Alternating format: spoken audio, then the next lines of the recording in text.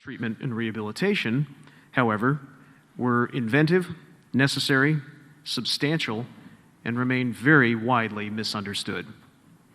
We're going to shed light on those efforts now as we convene those who were in the room where it happened. Our program moderator this morning is Geoff Shepard, who fully intended to be with us in person, but Hurricane Hillary had other plans. Geoff served on the Domestic Council in the Nixon administration, as well as on President Nixon's Watergate defense team. He is a member of the board of directors of the Richard Nixon Foundation, and it is my pleasure to introduce him now, and Geoff will introduce our panelists.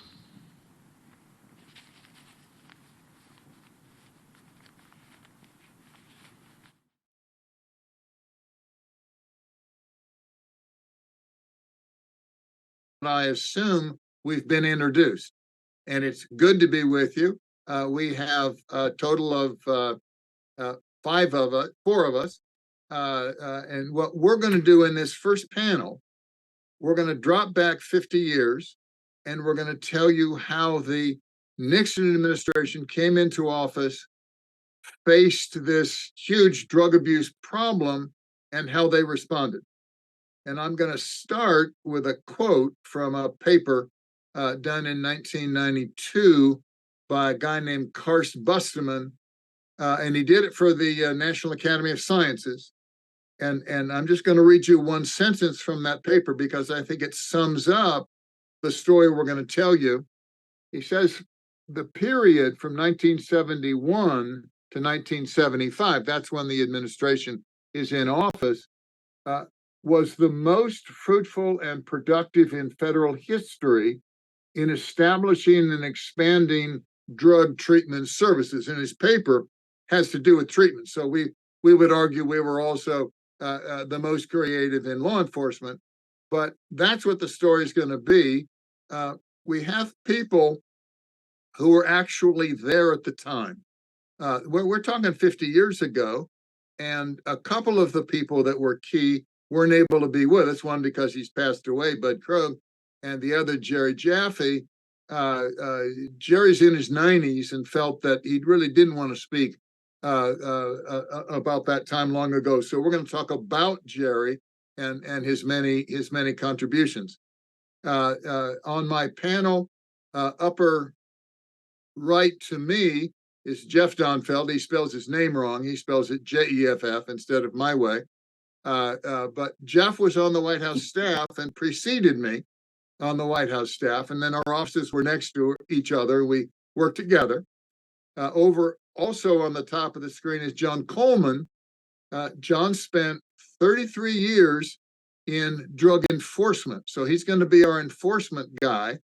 The other people who were involved, the leadership people at the time, Jack Ingersoll and Miles Ambrose and John Bartels.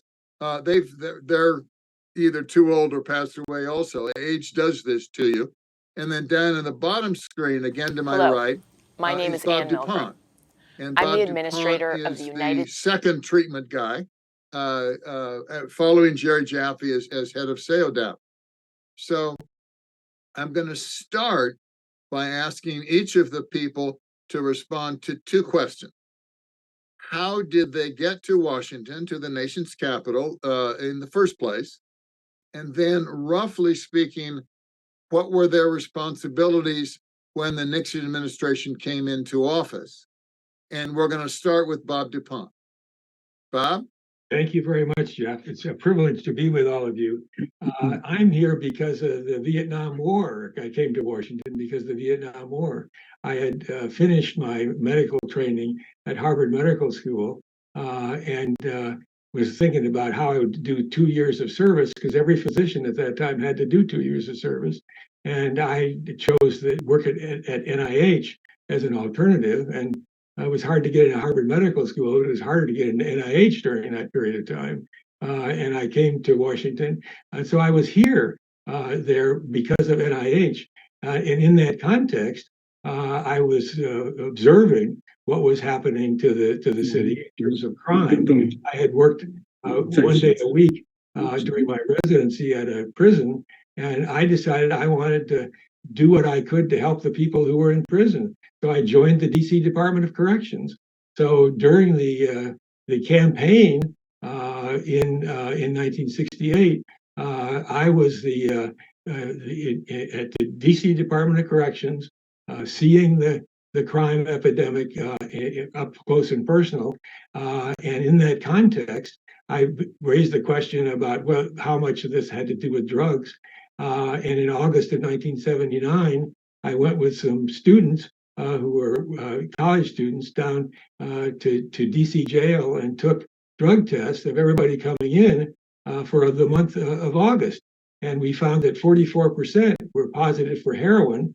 And when we graphed the year they first started using heroin against the crime rate, the curves looked exactly the same. That was published. Okay, let me interrupt. Let me interrupt right there to polish this up. So what we have, you see him 50 years later, you have an idealistic young doctor right out of Harvard Medical School. And Bob's right, every doctor had to serve during Vietnam. So the question was where, and he lucks into NIH, which is super, but then goes over to the Department of Corrections to work on addiction and to work on reducing crime. And we're going to pause right there. That's Bob. And you said August, you meant August of 69. Yeah. Right. Okay. And then I'm going to switch because I want to give law enforcement equal time. And John is among our more senior people. John, how did you come to Washington and what were you doing? Well, actually, Geoff, my connection began in New York, where I was hired by the Federal Bureau of Narcotics, and I had taken some postgraduate courses in French literature at Columbia University. And so when I got hired by the Narcotics Bureau, they immediately assigned me to cases involving French traffickers, French drug traffickers. And in 1969, an opening in Paris became available. I submitted my application and I was selected as an assistant narcotics attaché at the American Embassy in Paris. So I actually never spent the time in Washington that Bob and the rest of the fellows did. That's a tough choice between Washington and Paris. So yeah. What was the specific agency you were working for? It was the Bureau. It was originally the Federal Bureau of Narcotics, but then it became the Bureau of Narcotics and Dangerous Drugs. In 1968. And help us with the year of Bureau of Narcotics. The Bureau of Narcotics and Dangerous Drugs was 1968. Yeah, but when did Lyndon you join? Johnson? Yeah, and then it was in 1969. I was stationed in Paris, France, and that's coincided with the beginning of the Nixon administration. Okay, and then we'll switch to Geoff Donfeld. How did you come to Washington, D.C., knowing that I know how you came, but please tell the audience. All of the details? Well, no, I don't think you have to go into that. But okay, I graduated law school in 1968. In the summer of 1967, I clerked for the Nixon, Mudge, Rose, Guthrie, Alexander, and Mitchell law firm in New York. And my senior year at UCLA as an undergrad, I was student body president and took certain positions that came to the attention of the chairman of the Republican State Central Committee in California, who subsequently became the first chairman of the committee to elect Richard Nixon president. So that summer of 67, when he would, his name was Dr. Gaylord Parkinson, when he came to New York, he would invite me to sit in with the president, discussing various items. When I graduated law school, I got a job with the largest Beverly Hills law firm, had an apartment on the sand in Malibu, and thought that I had everything I ever dreamed of. Except I was very unhappy. And the opportunities afforded themselves for me to come to Washington. I joined Bud Wilkinson, the famous Oklahoma football coach, and Bud had part of his portfolio was drugs. So that's when I started getting interested in the drug abuse issue. I felt that if I could make some contribution to the country, that would be the area, although I knew nothing about it whatsoever. Okay, now let me the audience has to understand. Geoff and I have been friends for 50 years, and some of this is brand new to me. I didn't know you were student body president at UCLA. I was student body president at Whittier. I mean, they're not equivalent, but something. Geoff and I had the same law school professor at different schools. Remember Laughing Bob Cole? Absolutely. Sure you do. You wrote him the letter after class saying, and so Geoff had him at Cal Berkeley, and he then did a semester at Harvard, where I was as a visiting professor. So we actually had the same tort professor at different time. But what was Wilkinson's job on the White House staff when you first came? Well, his position was physical fitness, sports, and drug abuse. Okay. Bud lasted only about, I'm going to say about a year. For various reasons, he left. And his portfolio, specifically drugs, got transferred to Bud Krogh, which is really a key event leading to the success of the programs that we're going to discuss this morning. Right. And I just want to focus on that for a second, because precision is everything to me. Do you remember when you were switched to work with Bud Krogh? Whenever Bud Wilkinson left, and I think it was within a year. Okay. I don't think Bud Wilkinson was very happy at the White House. Right. And then you would have become working for the Office of Counsel to the President, or did you switch payrolls? No, it was domestic counsel. It was part of John Ehrlichman's staff. John Ehrlichman, Bud Krogh, and then No, I understand that. But the domestic counsel came into effect on July 1st, 1970. And I'm just curious whether you were on the staff before that, working for Bud, or you were hired onto that. No, I was working for Bud. Before the domestic counsel came into being. I think that's correct. I think so too. Well, thank you. That's very important to me, because I came after. I came as a White House fellow in August of 1969, but I switched to the domestic counsel. I think I was John Ehrlichman's first outside hire onto the domestic counsel, and I showed up in August of 1970, and you were already there and already heavily involved. Right. I came on the staff January of 69. Okay. So you're there from the very beginning. Yes. And you're responsible for all the successes. No, I wouldn't say that at all. Okay. Now, I think it's really important to give perspective to how did the success come about. And I think that when you focus on the fact that Bud Krogh and John Ehrlichman were practicing Christian Scientists who didn't believe in the use of drugs for medical treatment, that they saw their way because of their integrity to allow me to advocate the use of methadone maintenance as a national program. I think that was a key factor. Let's back into that so we understand. You're on the staff, you become interested in treatment, and then stuff starts to evolve, and you're really taking lead role on this stuff. Well, I think that's correct. There was a confluence of events that allowed for the success of our programs, and a prime reason for it was the Vietnam War. National polls at that point in time said what was most important to the American people: the Vietnam War, the economy, and drugs and crime.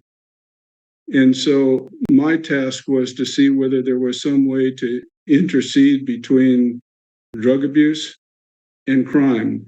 And then that related to the Vietnam War, because there was commentary to the effect that trained killers, our soldiers, would come back to the United States addicted and would commit further crime. And so what was the methodology, if there was one, to intercede in that cycle? And I have a wonderful story to tell. If you tell me at the appropriate time in this program. Well, about our absolutely. visit. And it's a great story, but that comes a little bit later, does it not, Yes. in the evolution of treatment? So Yes. I want you to go back and talk about your early research and discussions on treatment, Okay. because you not only did the work, you wrote some papers so that future researchers should be able to find those papers at the library. Yes. Well, on June 9th, 1970, which happened to be my 27th birthday, Bud Krogh sends me around the country to investigate drug treatment programs, be it methadone maintenance or therapeutic communities. So I went to 8 different programs, mainly in New York, and then I visited Jerry Jaffe's program in Chicago. And whenever I'd go to these programs, I'd say, please give me your data. I'd like to know what it's costing, what are the recidivism rates, what are the statistics you have on commission of crime. The only persons that had any data whatsoever were Dr. Robert DuPont in DC and Dr. Jerry Jaffe in Chicago. And I came to the conclusion that the key to interceding in the cycle of addiction and crime was methadone for a variety of reasons. It kept an addict more or less drug-free, with the exception of methadone, and methadone is certainly an addictive narcotic. But the impact that it had on their lives was it prevented the highs and lows, or it moderated the highs and lows. It allowed them to become employed, to pay taxes. Let me ask 2 clarifying questions. You said you stopped at 8 of these places. Do you remember how the 8 were identified for you, or who set the appointments up? I mean, did your office just call Jaffe and say, "Look, I work at the White House. I want to come see what you're doing"? Or did somebody at HEW say you ought to go to these different places? No, I never sought the help of HEW. Bob DuPont probably gave me some guidance. Okay. Yeah, Geoff, you're talking about 50 years ago. I am. Memory bank does not go back that far as to how I actually made the appointments. Okay. Then the second point, because we had a warm up before we did this program.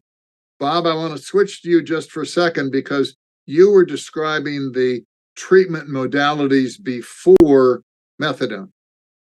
Yes, the 2 places in the country that had very substantial drug problems in the era before this, before the 1970, 69 and 70, were California and New York State. And both of them had very large civil commitment programs dealing with drugs. That was the way they were going. In New York City, especially, there were therapeutic community programs that were very visible in that period of time. So the dominant activities were in those 2 states, and they were those 2 approaches, very different from methadone. Yeah, let me clarify. So one is therapeutic communities, and the other is civil commitment. That's exactly right. Those are the 2 choices. And the therapeutic communities were something like AA. You come to meetings, you talk about what you're doing, but you're not incarcerated. Well, but you are 2 years in a program, residential program. You're not coming to meetings. It's not like AA at all. It was a people went there and went there and living. It started with Synanon out in California. With Synanon had no end. You stayed forever. And when it came across the Mississippi River to New York City, they changed it to 1 year that you were going to be 1 year in residential care.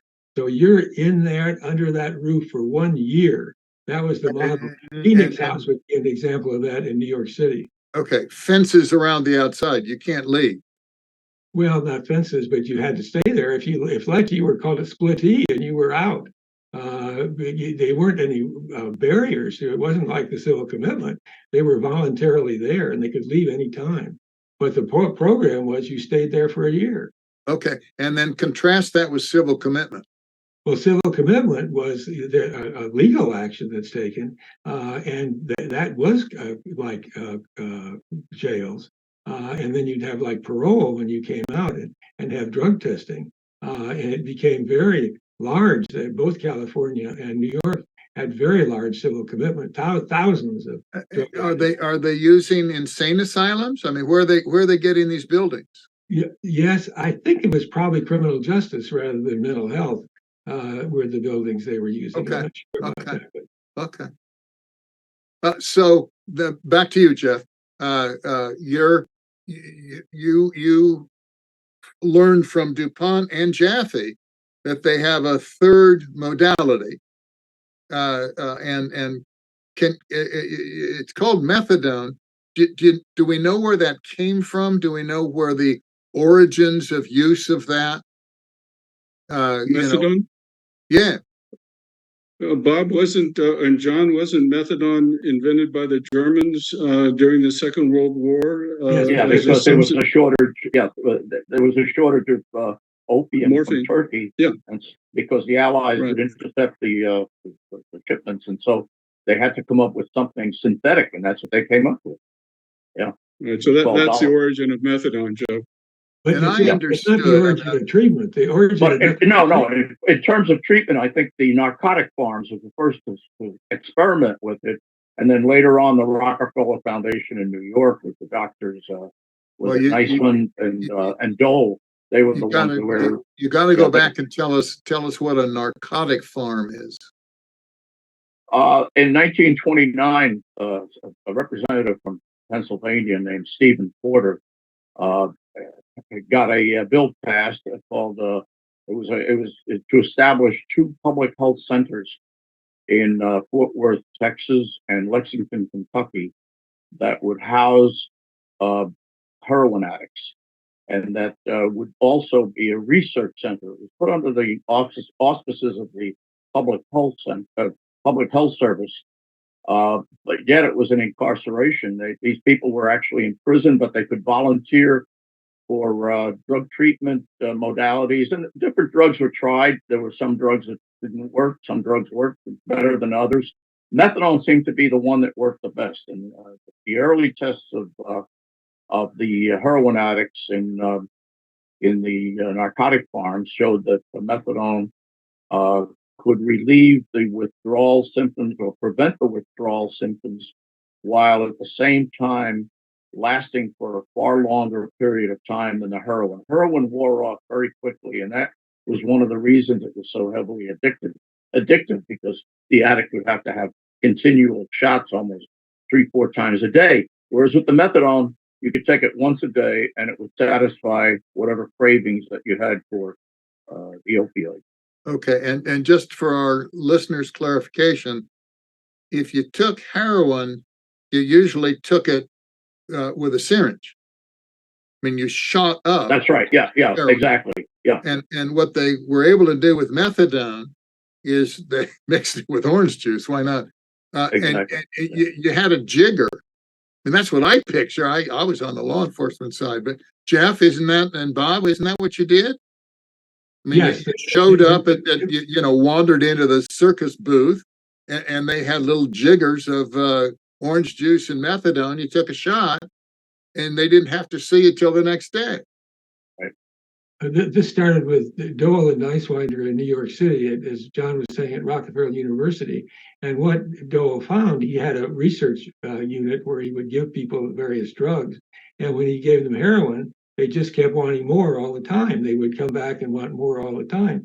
And they had to, as John says, many times a day, inject it. Methadone, they could take it once a day. And they go on about other things with it. The key areas of, well, first of all, it's orally effective. Heroin isn't. And so that was big. And the duration of action was longer. Those were the 2 things that were very important. And just to round out its attraction, once you had that, I really do think it was a jigger. once you had your oral methadone treatment, heroin made you sick. No. Okay. Okay. It didn't prevent shooting up with heroin. No, but it would blunt it because you had a very high tolerance. So it would make it less attractive. But no, you could absolutely Okay. use heroin. And people on methadone often did use other drugs, and not just heroin, but they would use stimulant drugs and all kinds of other drugs.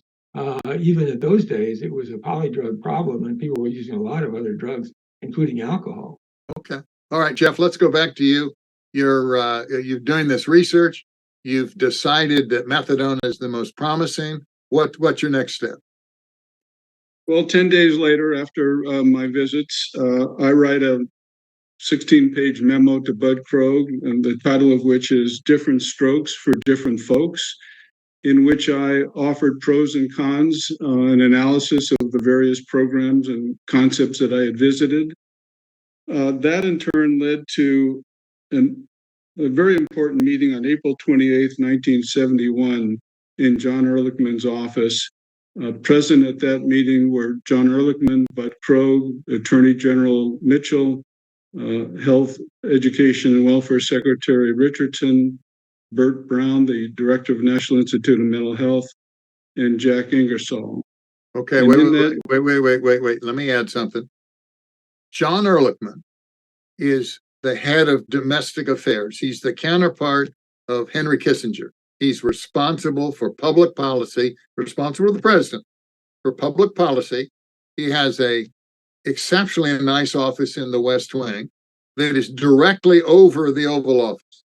So when John says to the Attorney General and to the Secretary of Health, Education, and Welfare, you'll want to come over because we're going to have a meeting, they come over. And the meeting is addressed by this 27-year-old kid, fresh out of Cal Berkeley, who's wandered around and looked at 8 treatment areas, and go on about the meeting. So I make my pitch, and I had done my homework, whereas the other men in that room just sort of shook their heads, and it wasn't at all clear to me what the upshot would be, but the logic and the homework prevailed, and I think that led to John Ehrlichman advising the president that this is something that we should consider on a national basis because of the cost effectiveness of it. When you compared the cost of methadone maintenance to these other programs, methadone maintenance, including some therapeutic help, was $1,300 to $2,300 a year versus a range of $6,500 to $18,000 a year for these therapeutic communities. And part of the difficulty in assessing cost effectiveness is someone would come into a program, they drop out. So the folks that are left over, they're the success. So do you do your analysis based upon the total or the successes? Yes. And you said earlier the only guys with real data were DuPont and Jaffe. I think Dole and Nicewinder in New York City had data. Okay. The therapeutic communities did not, and they kept telling me, we know we're a success. And I said, how do you know? We just know. So that was not very credible to me. Okay. And that's what. So what's the next step after this meeting where you don't walk out victorious, but it gradually becomes clear that Ehrlichman has the president's ear and Ehrlichman is committed to your view, persuaded by your view on methadone? Well, here's what happened next, and this was a tremendous catalyst. On May 25th, 1971, 2 Congressmen, Murphy and Steele, come back from a visit to Vietnam and state that 10 to 15% of our soldiers are addicted to heroin, and in some units, 25%. So this set off alarm bells within the administration. for the reasons that I mentioned earlier about, people who are trained coming back Right. addicted. And just for clarification, this is Southeast Asia. The area is ripe for poppies, and it's called the Golden Triangle. And heroin over there is everywhere. And those soldiers aren't happy. Their lives are at stake. They don't want to be there. They don't like the jungle. They want to go home. And the difficulty is to pass the time of day and to get through the horrors that were in the field in Vietnam. Heroin's right around the corner, no problem at all, no cost involved. I mean, it was everywhere. In a moment, I'm going to give you a very graphic example of that. But let me continue on the timeline. May 31st, 1971, I escort Jerry Jaffe to the Pentagon. At that meeting were nothing but admirals and generals sitting around a very large conference table. And Jerry says to the assembled luminaries, "You folks have a drug problem in Vietnam." "No, we don't." "Yes, you do." Jerry said, "What if there was a way to identify a drug user, a heroin user, within 30 seconds of having a urine sample inserted into a machine?" Yeah. They said, "Well, that technology doesn't exist." And Jerry Jaffe said, "Do you have a speakerphone in this conference room?" "Yes, sir, we do." "I'm going to make a telephone call. If the people on the other side of that call say that they have a machine that is able to analyze a urine sample in 30 seconds, will you supply aircraft to take these machines to Vietnam?" "Sure, no problem." Jerry gets on the phone, some folks in Palo Alto. "Do you have it was called a free radical assay technique, a FRAT machine?" They confirmed that there were 2 machines available. In the United States, 2 machines in the whole U.S. Yes, and one of them had been ordered by Jerry for his program in Chicago. So Jerry set the generals and admirals up. He knew that it existed, and he knew what its capacity was. And so the concept was we would have the soldiers submit a urine sample, and they were told in advance that if a sample detected heroin, their departure from Vietnam would be delayed. Jerry figured that this would be a greater deterrence than a court-martial.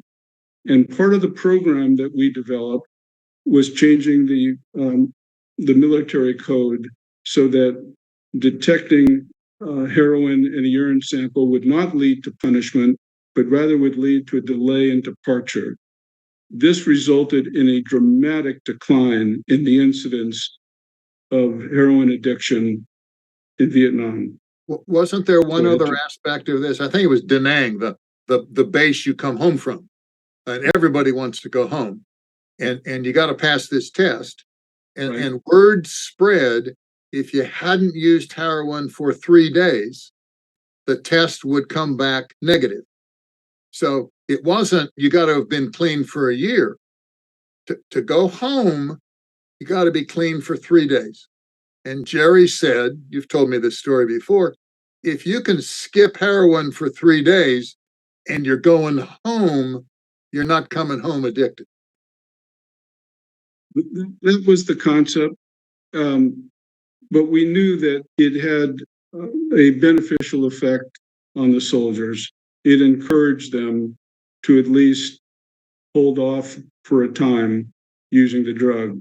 Well, particularly particularly if you had orders to go home. Yes. I mean, if you're scheduled for the plane next week, what are you going to do? And did that program where they gave those samples have a name? You can offer the name, Geoff. All right. There was a very popular play, I think. I don't know if it was a movie, it was a play called The Tea House of the August Moon. And the urine testing became known as the pee house of the August Moon. Right? Now, Jerry and I and Bud Krogh and Dr. Benny Prim went to Vietnam to watch the process. I flew out to a fire base, and I was put up in General Creighton Abrams' quarters when we went to Vietnam in Hanoi. And I said to the general, I really like to see what happens in Hanoi itself. I'm sorry, in Saigon. Saigon. Thank you, Geoff. Yes. In Saigon. And I was put in a sidecar with an undercover agent, left the general's quarters, drove into Saigon. And literally, the moment my foot got out of the sidecar and hit the ground, I was offered a plastic vial of heroin by a Vietnamese person, buttressing what you said a moment ago about how pervasive, how easy it was to acquire heroin in Vietnam during that time. I'm going to jump ahead for a moment. Yeah, we're having too much fun. We're going to have to move this along. This is quick and important. In 2014, my wife and I, along with Gordon Strawn and his wife Christine, Gordon was a colleague of ours at the White House, went to Vietnam. And Jerry set up a meeting for me to meet with the head of the drug program in Hanoi. And when I told him the story about how the United States adopted methadone, the man looked at me and said, I want you to know something, sir. The country of Vietnam owes you a debt of gratitude. So why is that? He said, but for the United States using methadone on a national basis, we never could have done that in Vietnam. And he took me to the methadone clinic in Hanoi. Wow. Now, we're going to have to be fair to law enforcement. So I want you to go ahead to the creation of SEODAP and what flowed from there in the legislation. Okay. You've won the battle with the Pentagon. You put these spectrometers over there. Now, when did SEODAP come into existence? When did Jerry move to DC? Well, June of 1971, I escorted Jerry to the Oval Office along with Bud Krogh and John Ehrlichman and Bob Haldeman. Jerry spoke to the president about his ideas, and there was one very, very funny incident in which Jerry talked about some research that was being done about an insect that was able to burrow into a poppy plant and destroy it. And arguably, after this insect had intercourse, it would die. And the president was fascinated by this, and he picks up the phone and he wants to talk to Secretary of Agriculture Hardin. And he says to the secretary, I've just learned something about a screwworm. Can you tell me about it? And Hardin had no idea what the president was talking about. Right. But that was really a delightful moment in the history of all of this. So was that the day when they signed the executive order? Or this is June 17th, 1991, President Nixon signs the executive order creating SEODAP. And it's not until March 21st, 1972, that Congress unanimously passes the legislation which formally established the Special Action Office for Drug Abuse Prevention in the Executive Office of the President. And that was enthusiastically passed? Unanimously by the entire Congress.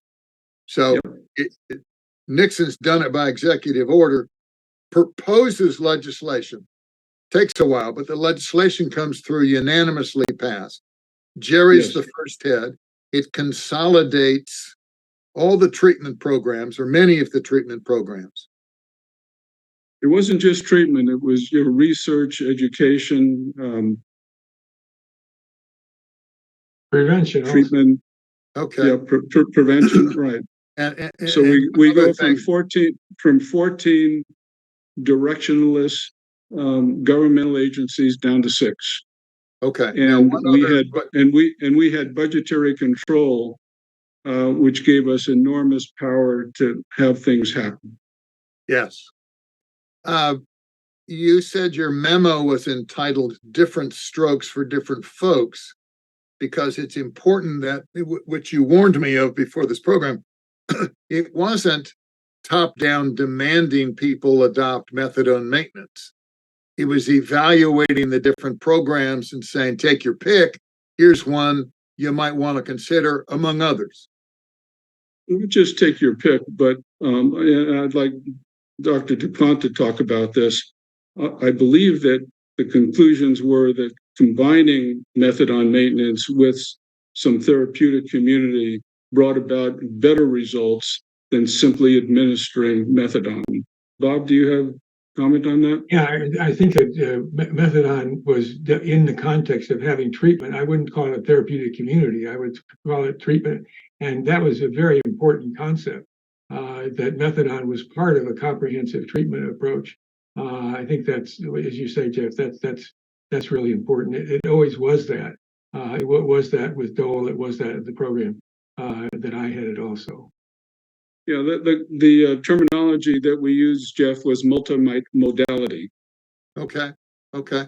And then in the great scheme of things, the specter of this absolute heroin addiction sweeping across the inner cities. This wasn't a suburban problem. This was an inner city problem.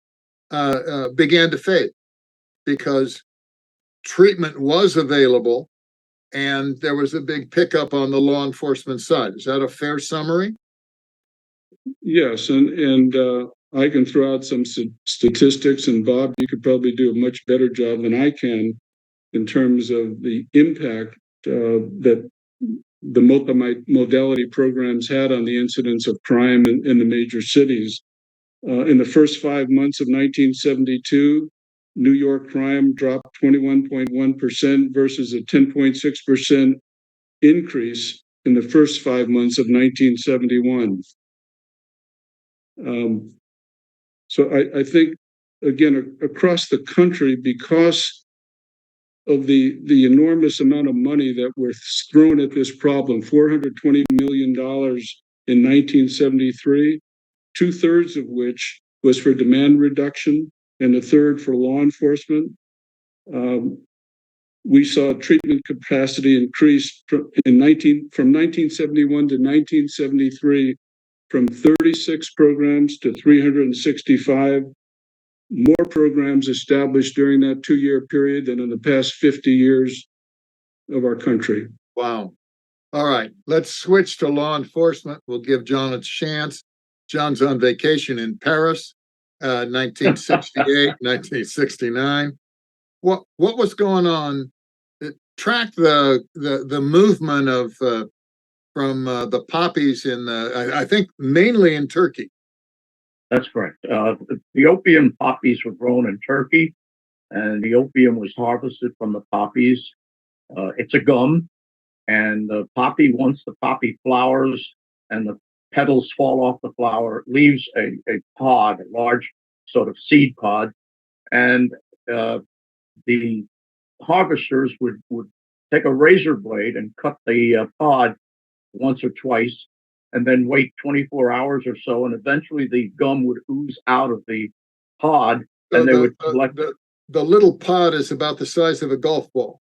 That's right. That's and correct. It's right under where the poppy is bloomed, the leaves have dropped, the blooms have dropped, and you got this pod, and they had razor blades mounted in kind of a little handle, and they'd hold the pod and scrape it, cut it.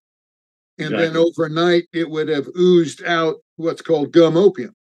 That's right. And they collect that with a spatula, and they would collect that and then form it into kilo-sized balls or whatever. Okay. And now, the morphine content of opium is approximately 10% in the Turkish opium, and in several areas of the world it changes. But in Turkish opium, it was about 10%. So in order to facilitate selling this particular material, they would refine it down to what's called morphine base. Okay. And that would bring it approximately 1/10 of the volume or 1/10 of the weight of the original opium would then be morphine base. And that's done in country. That's done mostly in country. Yes. The reduction to morphine base you're basically boiling it away, aren't you? Exactly. And the benefit of that is, of course, the size. The morphine base would have to be smuggled into Europe, particularly into France. Okay. And so it would be easier to smuggle, say, 10 kilos of morphine base than 100 kilos of opium. And you say it's a kind of a kilo-sized thing. Is it a Ziploc bag? Is it a cardboard box? What's holding the morphine base? Yeah, they would enclose it in some sort of a wrap. It could be a paper wrap, it could be a cellophane wrap, but they would enclose it in some sort of a wrap. Okay, and then it comes in. It comes into France, mainly France. Well, yeah, I mean, in those days they would take. There were one of two routes. They would either go the northern route through the Balkans and come out around Germany and then down into France, or they would take the southern route, cross from Turkey to Greece, from Greece to Italy, and then along the French Riviera to get to France. That was a more dangerous route because there were more authorities, more police interdiction sites in those areas. And the main port of demarcation was Marseille? That's correct. In the south of France, Marseille. It's a very rural area of France, and there's mountains and hills and so forth. Because when you manufacture heroin from the morphine base, it involves a synthesis that is very toxic to the air and to the surrounding waters and so forth. So you can't do this, say, in an urban environment. It has to be somewhat of a sort of a rural or farm agricultural type environment. And you're encouraging a chemical reaction, morphine based to heroin. Exactly. I was told, I'm filled with rumors, no knowledge, but lots of rumors, that the skill required was something like brewing beer. You had to know what you're doing, and you didn't want to blow it up because you've got these vapors. But it wasn't PhDs in chemical engineering. No, and there were some very advanced, sophisticated chemists that really knew what they were doing, and they would write down the recipes and sell those to other chemists who would then follow them religiously to make that, because the finished product could be anywhere from 90 to 95% pure heroin. Okay. And it would depend on how accurate you were in your measurements and your so forth. But you're absolutely right. I mean, there were, for example, the chemicals used, there were four general chemicals that they had to have. And one was acetic anhydride. The other was acetone, which is an extremely volatile chemical. Okay. And then, of course, you had carbon. And I forget what the fourth one was, but it was an innocuous chemical. But the big one was the acetic anhydride, and of course the acetone. Okay. And those two were you had to have the proper measurements, and then you would have to heat this mixture. Yeah. So are you doing it like a still, where it vaporizes and then drips out the other side, or is this a witch's brew in a cauldron? No, I'd say it's similar to a still, but there was no actual distillation. It was more of a crystallization process. Okay. And then it would dry. It would be dried, and then it would turn into it would be mixed again. It would be pulverized into a powder. And when we went looking for those labs, because they're all over Marseille, I mean, there are a lot of labs doing this. We looked for substantial consummation of electric power, and we had a sniffer. The sniffer was looking for the volatile chemicals, right? Yeah, that was a very interesting program. It was developed actually from a program in Vietnam where they had developed a method for determining explosives by doing an analysis of the vapors found in the wind stream. Okay. And it was hypothesized that you could do the same thing to find heroin labs by bringing in this analyzer that could analyze the vapors in the air. And if you had a certain signature of the 3 or 4 chemicals needed to make heroin, you were pretty certain that you were within the vicinity of a heroin you were laboratory. around. And then the finished product, which is now heroin, which again is a powder, right? That's correct. Okay. The white powder. And that's what they're shipping mainly to New York. That's correct. And it's hugely more valuable on arrival in New York than it was on departure in France. Oh, definitely. 10 times as much. Okay. And then, so the folks in New York, and this is a combination of BNDD and customs, because the stuff is coming in internationally. And there's, all kinds of stories. And I think you were involved in one of them. The French Connection became very famous. Oh, yeah. I mean, actually, the French Connection was not one case, but it was a sort of a vignette of several cases. They took various things. That all of the scenes actually occurred, but they occurred in different cases. Sure. They made a movie out of it. And then exactly. Yeah. My memory. I'm sorry to do this to you. My memory is it was a Jaguar.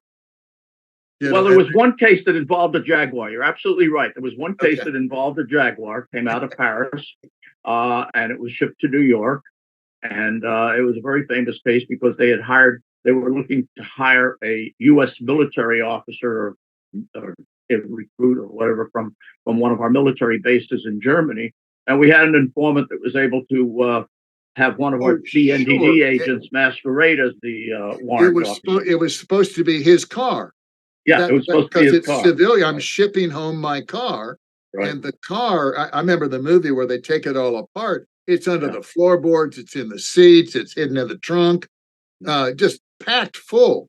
And at least in the movie, I'm sorry to do this, but in the movie, he's got to go pick up the car. The car's been offloaded from the ship. Right. The good guys are watching it because they're going to catch whoever comes to pick it up.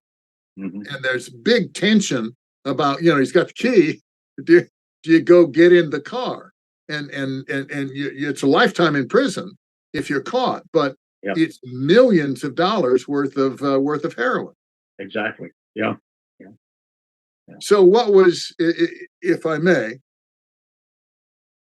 we had, I picture us as being further ahead of the curve with treatment. And I've said this to the treatment guys before. That enabled us to be as harsh as we could possibly be on enforcement, because you weren't leaving the addicts out in the cold. There was treatment available, right? And it was when Miles Ambrose went to New York to review this with the president. He told me the president said, the voting public really doesn't care that much about treatment. They're interested in law enforcement. They want this stuff stopped. But the key to having successful law enforcement, you've got to offer treatment. Exactly. And the votes aren't for treatment, but that's the solution, to have treatment available, and then you can have a very, very aggressive law enforcement. Yeah, exactly. And then you were there. When did you leave Paris, or did you ever leave Paris? Well, I did. I after about a year and a half, I was the agent in charge of the office in Marseille, which was where all the action was. Sure. But before that, I was, when I was in Paris, I was the rookie agent. I was in my early 20s at the time, and so I basically I was assigned to duties such as pick up people at the airport, take them to the hotel, interpret for them in the various restaurants and whatever. And that's how I got to meet Bud Crow, who was coming over and came over, and there were several meetings at the BNDD and with the ambassador. And sure, they established, it was an intriguing thing. They established what was called the Franco-American. The original title, I believe, was Committee, Franco-American Committee. And what this was a sort of a dual track group. The top group was made up of the head of the BNDD, the Jack Ingersoll, the head of the French police, his counterpart, and so forth around Marseille and Paris. And of course, Jack Cusack, the head of the BNDD in Paris. and Attorney General John Mitchell. And then there was a working group underneath of the police officers in Paris and Marseille, the customs officers, and guys like myself, the BNDD agents. Okay. And the object here was that we should talk to each other about how best to improve going after these laboratories and going after these traffickers. Coordination and law enforcement. Okay. Exactly. And in the old days, before this committee, we would have a lot of trouble with the French police just even following some basic instructions that we might give them. Yeah. Whereas now we had a mechanism to be able to communicate upstream if we had any problems. So neither side in this relationship wanted to catapult a problem to the plenary group, and so we would solve it at our level. Okay. We also, at the time, we got the cooperation of the CIA, and the cabinet committee on the White House staff included the CIA. And I remember one of the things that Richard Helms said in one of those meetings was, you know, our undercover agents and our people overseas are really pleased to be a part of this effort, because so much of what they do, they never see a result. They don't really feel like they're on the victorious side. But here's stopping drugs from coming in and killing their kids. Man, that's really got them excited, and they're enthusiastic. So we harnessed. Geoff says we got everybody on the treatment side. We had lots and lots of people, and there was money. I mean, the budget, the Office of Management and Budget was putting out big bucks on this too. What I want to do, because we got about 10 minutes left, I want to go down the legal organizations and then have you guys just comment, because I'm going to state my biases. On the treatment side, it's NIH, which doesn't want to share, but divvied up all over the place. And through White House leadership, Geoff, Bud, and John Ehrlichman, it's consolidated into SEODAP. SEODAP is successful in making progress, but the bill, not the executive order that created SEODAP, but the bill that passed a year later, gives it a 2-year life. And the life was going to 4-year life. Okay, well, 2, 4, who cares? 4-year life. And then it's going to be folded into, Bob, NIDA? Yes. National Institute of Drug Abuse. Yes. And you replaced Jerry Jaffe shortly after the law comes into effect? Well, it had 4 years, and Jerry had 2, and I had 2. Okay. And then you followed it into NIMH, which is a part of NIH. No, I followed it into HEW. It was conspicuously not part of NIMH. It was independent of that, along with the Alcohol Institute. There were 3 institutes: mental health, alcohol, and NIDA. So the National Institute of Drug Abuse, which you now head, has replaced SEODAP. Yes. And it's folded into, it becomes a part of, as it springs into existence, it's part of HEW. Yes, it is. And now NIDA is part of NIH.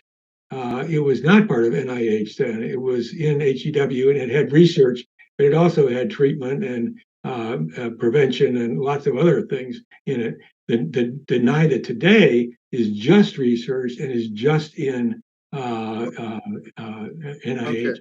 And at some point, unknown to us, Geoff leaves the White House, goes to the Department of State. Geoff? Department of Interior. Department of the Interior. I take Bud Krog's place after the 72 re-election, and I have treatment, law enforcement, and international suppression. But the team's already assembled, and you guys know what you're doing. So we're not breaking new ground. We're following through. But you go over to the enforcement side. I find this fascinating. Enforcement is basically split in 2, BNDD and customs.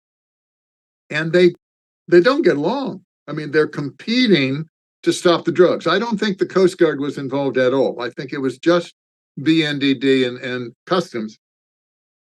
The head of Customs is a former New York cop named Miles Ambrose.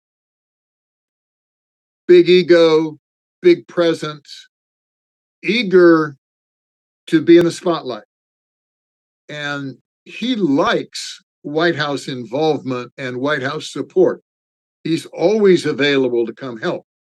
Jack Ingersoll is over at the Department of Justice and is more of a bureaucrat.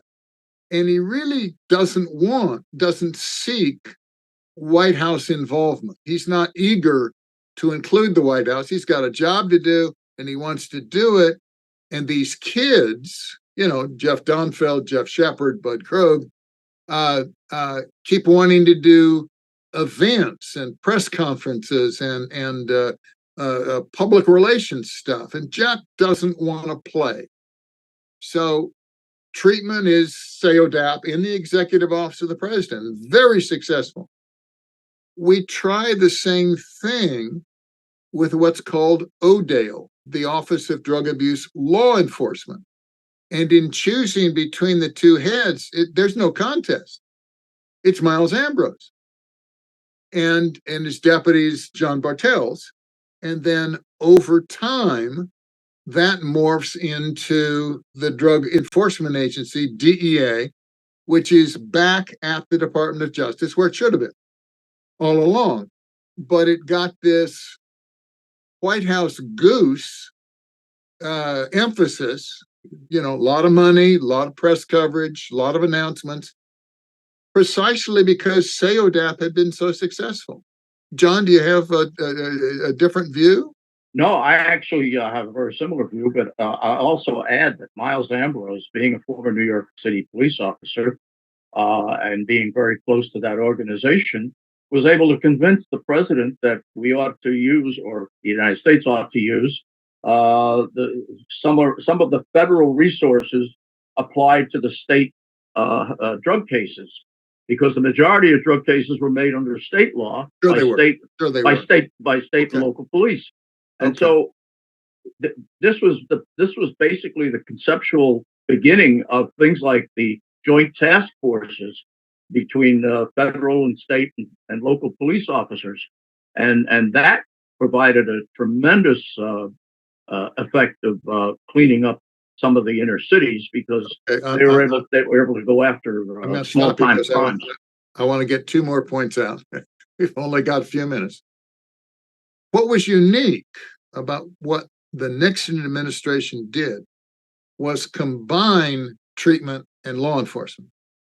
And one of the enduring truths that I learned from Bob DuPont, who mentored me on drug treatment, was you've got to have law enforcement involved, that if the addict is not looking at going to jail for distribution or for possession of certain amounts, he won't come into treatment.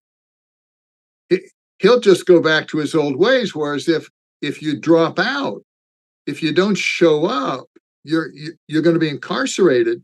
That's a hell of an incentive to stay in treatment. Bob, you can say it better than I can. Well, I think that's in the current political environment, it's hard to say that.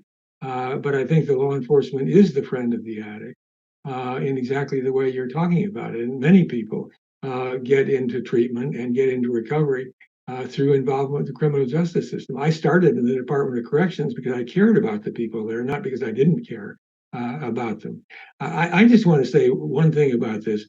What I saw there in the Nixon administration was a group of young people, all men, I think, who were really passionate and caring about the public interest and had the attention of the president to make some changes that are enduring. And I point out to you that SEODAP was a White House office on drugs. It only lasted 4 years, but we have had a presidential office on drugs for 50 years.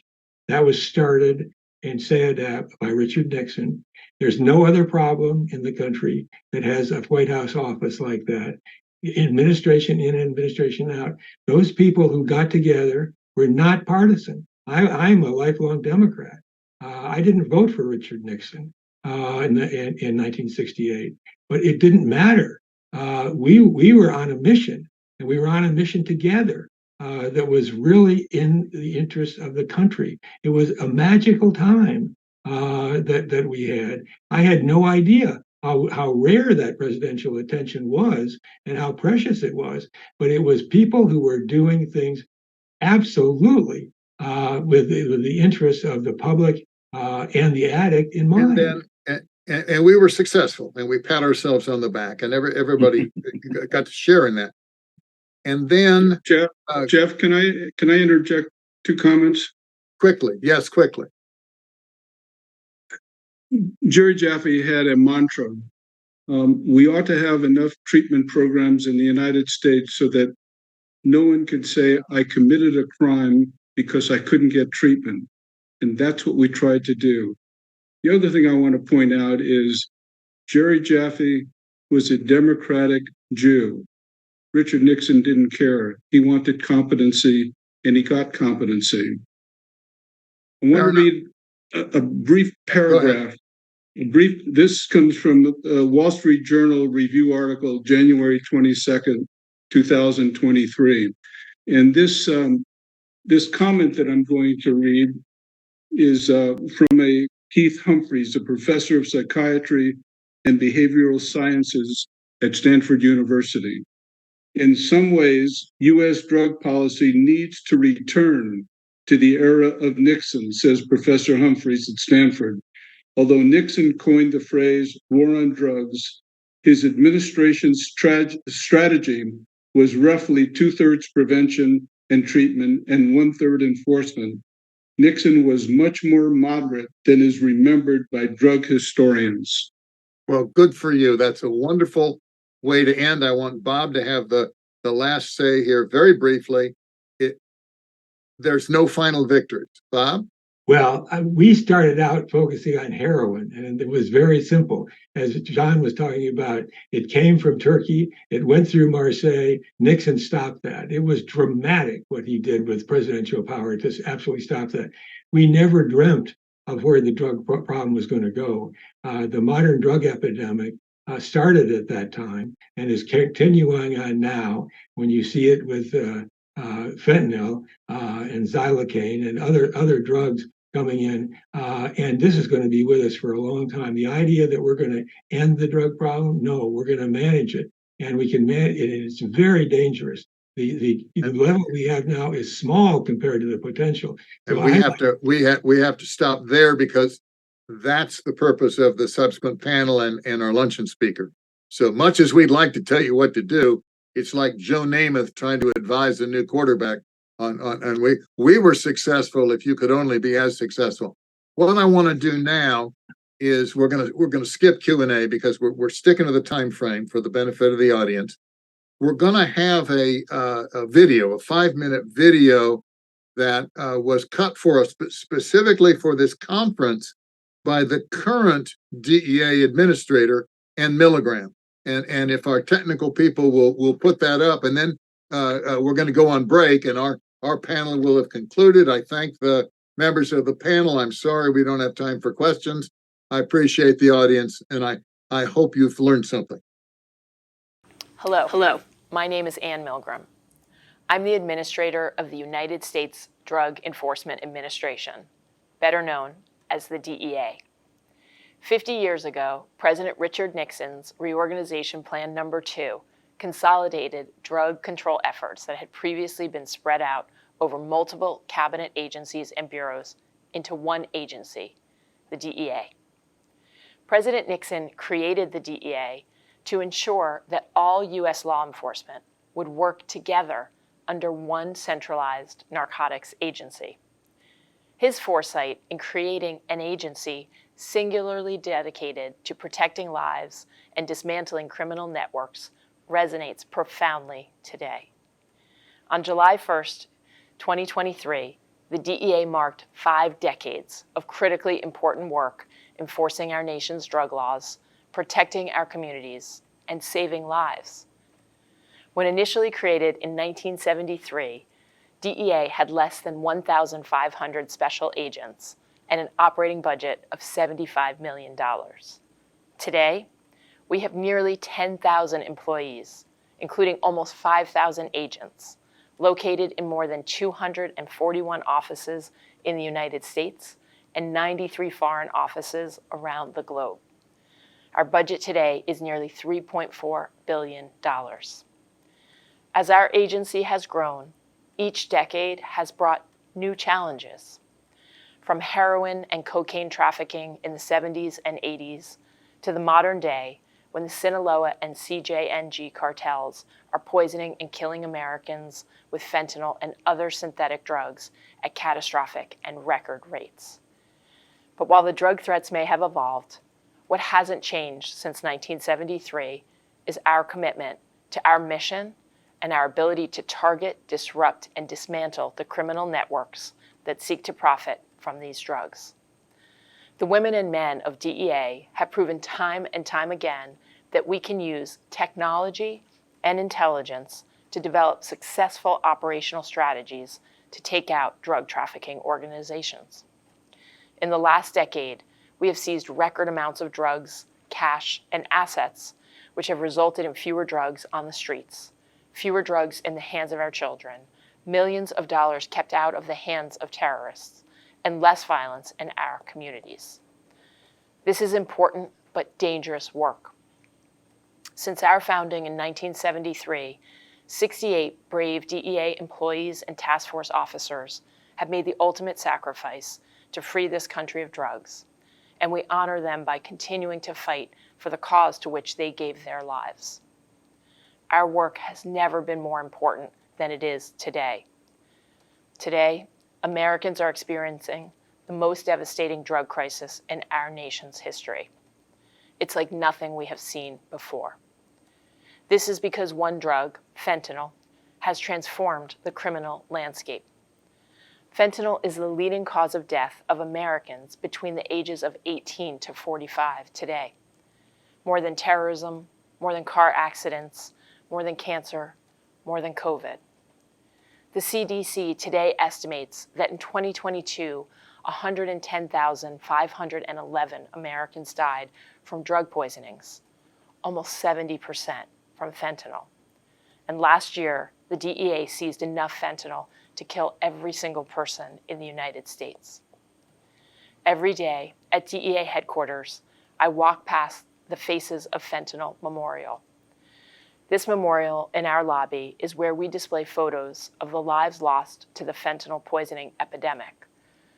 We started this wall in May of 2021. It started with around 100 photos displayed. To date, we have received nearly 5,000 photos. The youngest person on our wall is Riot Mitchell, forever 8 months old. The oldest is James Cox, forever 70 years old. The wall shows the faces of America, and it is a memorial to those that we have lost. The wall is also a call to action. It is a reminder that our mission at DEA is to save lives. The brave women and men of the DEA have always been the most committed and mission-driven people in federal law enforcement. In our 50-year history, that commitment and drive has not changed. The women and men of the DEA are focused on one goal: to stop fentanyl, defeat the cartels, and save American lives. Every day, in our 334 offices around the world, they risk their lives for this mission. DEA's work is critical to the safety of our nation and the health of our families, friends, and communities. It is an honor to serve as the administrator of the DEA and to work with these amazing women and men who are dedicated to keeping this country safe and fulfilling the vision that President Nixon had for this agency. I have no doubt in the next 50 years, the women and men of the DEA will continue to lead this country's drug enforcement efforts with integrity, commitment, and courage. Thank you. Ladies and gentlemen, that